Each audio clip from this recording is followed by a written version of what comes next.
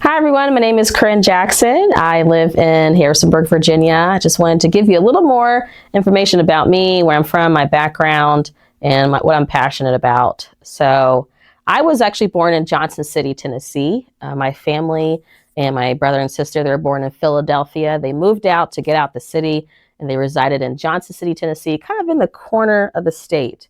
Is where I was born. And so I kind of get the family joke that I'm the country girl of the family. And there was a time my father, when I was very young, my father was blessed with a job, a medical traveling job, and I was homeschooled. So we traveled up and down across the East Coast, and I was homeschooled for those years. We went to North, South Carolina, Florida many times. We went to Florida many times. I call Florida my home because I've made a lot of friends there, a lot of family friends and church family there in Florida.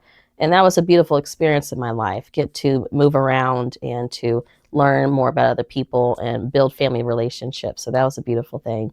And there was a time, probably close to when I was a teenager, we had a decision. We were either going to go to California or stay in Virginia. But we decided to stay in Virginia because we built a church family and it was amazing. Virginia is such a beautiful place. So now, fast forward, here we are. I've been here for about, oh gosh, probably close to 20 years now. And when I was homeschooled and when we decided to stay in Virginia, I actually decided to go to middle school. My brother did, so I wanted to go.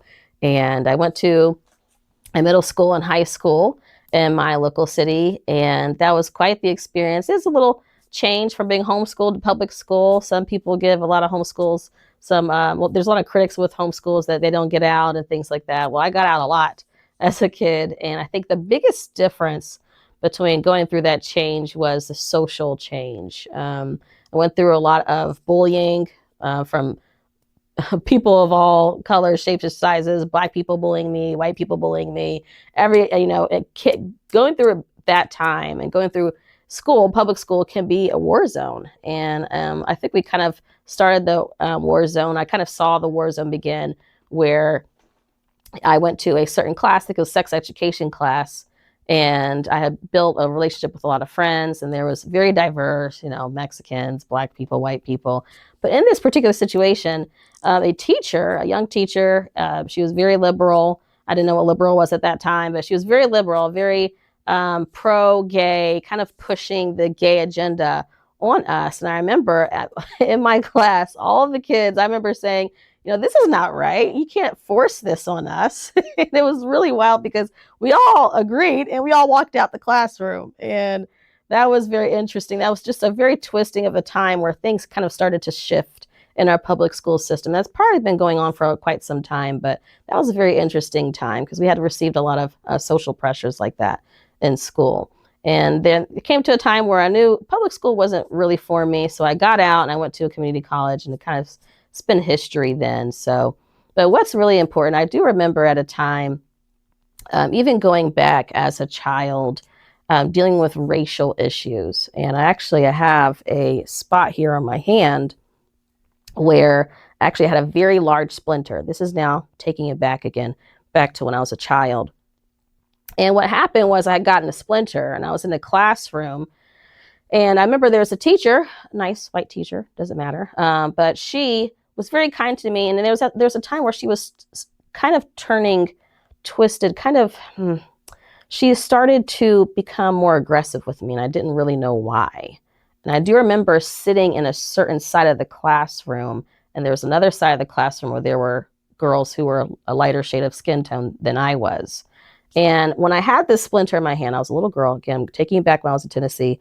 I remember it hurt so bad. It was at a playground, and the dot in my hand, it hurt so bad. And some of the teachers were very frustrated with me because they wanted to get it out, but I was very scared. And I remember a teacher being very aggressive with me, the same teacher who was kind to me, suddenly being very aggressive, and I'll never forget that. And that kind of reminded me of kind of beginning stages where I realized that when I was a darker shade of skin tone, I was sitting on another side of the classroom compared to other girls. I remember sitting actually in a room with an Asian girl, but we were all sitting at a specific table. She was very aggressive towards us. But at this time when I got this splinter, there was a beautiful lady. She had long hair. It reached the floor. She was an art teacher, and she was very gentle to me. And I know that time that was God telling me that it's not the matter of the skin color, it's a matter of your character.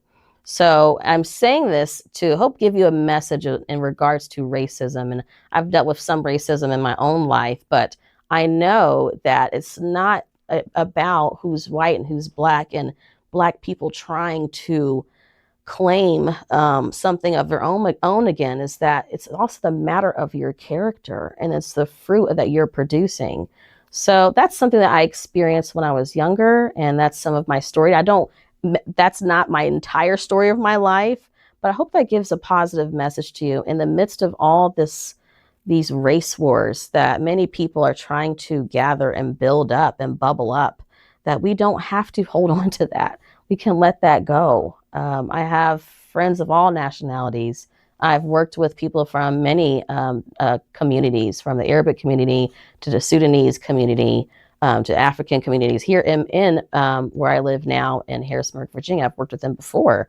And again, it really depends on your character and who you are on the inside. So I've carried that message also into my political career. And I ran for school board here in the city years ago, and that was very eye opening. Talk about going through boot camp. That was very interesting, but I had a wonderful chance to just not take off my Republican sunglasses and really speak to the community. What are good policies? What are bad policies? What are things that need to be improved on? And how can we actually get things done instead of joining little country club groups of, hey, this is my party and this is your political party. Let's actually get stuff done. So that's what I'm all about. And I didn't win that school board race, but that was a head start of my career. I even had Democrat reporters come up to me saying, you are incredible. You have got to stay in the political field. That was kind of odd for me to hear, but it was still good to hear that from them and hear support from my Republican family. I'll call them my Republican family because I love them so much. And yes, so I just hope this message will encourage you. Again, this is not all of my story, but a piece of it. And I hope you will continue to stay involved in your community. Parents, I'm a single mom. I understand it is hard to get out there to every meeting. And some of these local meetings, they don't make it easy for the time period for you to go in to get public comment. It's hard, and they know that. So I hope that you will still stay encouraged, still stay involved, at least listen to recordings of the meetings. Parents, mothers, fathers, cousins, grandmas, grandparents, or if you don't have any kids, you want to stay involved, you know what's going on. I encourage you to stay involved. And there is hope for the future. And I do have hope for the future. So thank you for tuning in for this, and I'll talk to you soon.